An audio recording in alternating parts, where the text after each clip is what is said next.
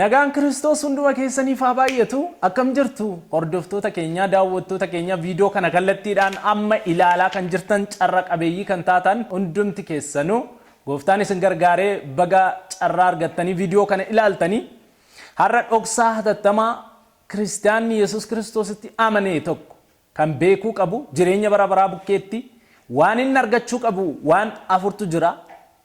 Isa wal wajjiniin ilaalla. Isaan maalittanii yoo na gaafattan jalqabumaanii turtii beeksisaa booddee walitti deebina.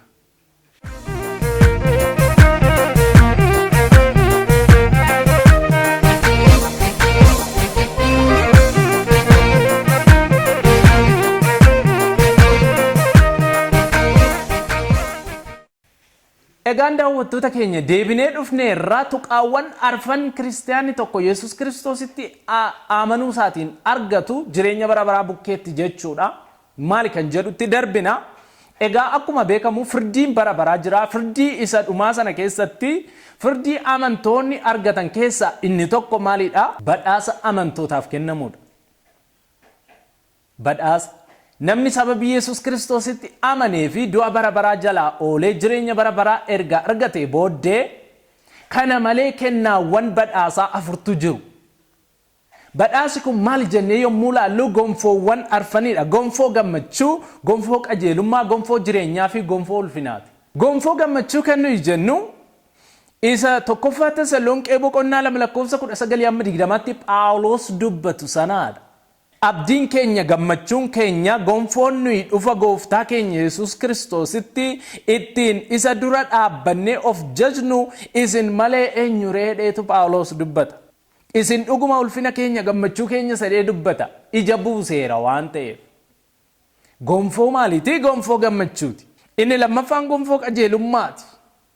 Gonfoo qajeelummaa yommuu jennu immoo Phaawulos fiigicha isaa xummuree amantii isaa cichee waan qabateef. Isa qabate sanatti waan jabaatee fi isa inni warra fiigicha isaa wajjin dorgoman sana hundumaa keessatti isa wajjin fiigee gonfoo koo fudhachuudhaaf fiigicha koo xumureera jedhee dubbate sanaadha. Lammaffaa Xiimotewos boqonnaa 4:7-8 yoo dubbifattan. Tokkoffaa Qorontos boqonnaa 9:23-27 illee ni jira. Tuqaan sadaffaanii badhaasiin sadaffaan gonfoo jireenyaati. Abeet. Namni qoramsa isatti dhufu obsaan danda'ee hagammadu qoramee erga ilaalamee booddee jireenya isa Waaqayyo warra isa jaallatan abdachiise akka gonfootti argachuudhaaf jira. Ameen. Yaaqoob boqonnaa 1:12. Egaa inni gonfoo warra wareegamanii hamma du'aatti amanamaniif kan ta'udha. Mul'ata Yohaannis boqonnaa 2:10. Har'ayyuu hamma dhumaatti warri wareegamuudhaaf amanamoo ta'anii gonfoo jireenyaa kana argachuudhaaf jiru. Inni arfaffaanii gonfoo ulfinaati.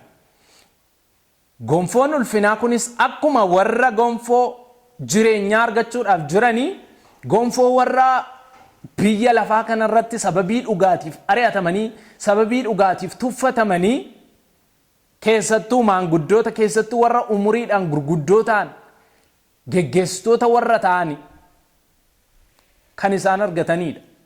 Gonfoo ulfinaa. Gonfoon biyyi lafaa kennu hin moofa. Bulchiinsi biyya lafaa mootummaan biyya lafaa sin darba. Gonfoo inni bara baraan Waaqayyo biraa namaa kennamu garuu moofa'u irras hin darba. Bara baraan haaraadha. Gooftaaf galanni guddaan haa ta'u. Kanaaf egaa namni Kiristoos Yesuusitti amane tokko amanuu isaatiin jireenya bara baraa argachuu bira darbee gonfoowwan arfan kana keessaa ni argata. Qoodanii qabaata. Isa qabnetti yoo jabaanne isa nu harka jiru amantii keenya isa jabeessinee qabanne sana duukaa yoo buune hamma dhumaatti amanamoo yoo taane gonfoowwan kana arfan irraa hirmaattu taana. Qooda qabna. Yaa nama viidiyoo kana ilaalaa jirtu ati nama carraa qabeessa. Kiristoositti amanteetta yoo ta'e ati gammadi. Gonfoowwan kana arfan irraa hirmaachuuf jirta waan ta'eef dorgommii kee itti fufi. Yaa nama viidiyoo kana ilaaltu Kiristoos Yesuusitti hin amanne yoo ta'e guyyaan kee har'a yeroon kee har'a. Kana sana jedhin Kiristoos Yesuusitti amani. Isatu jireenya sii kenna.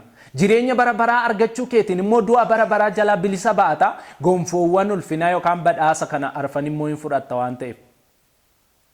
Gooftaaf galanni guddaan haa ta'u. Ergaa kana ammuma share godhaa, YouTube kana subscribe godhaa. YouTube keenya akkuma yeroo baay'ee beeksisu afaan Ingiliffaatiin qubee guguddaadhaan Ethiopian Christian Media kan jedhu profile picture isaa irratti kan isin argitan alaabaa yookaan faajiiwwan mootummaa naannolee Itoophiyaa keessatti argamanii kan irra jiru qarqara karaa bitaatiin immoo mallattoon fannoo kan irra jirudha. Subscribe 5,000 ol kan qabu like, comment, share gochuu hin dagatinaa. Ayyaanni abbaa keenya Faayisaa keenya hunduma keessa wajjiniin haa ta'u. Guddaan isin jaalladha. Nagaadhaan tura.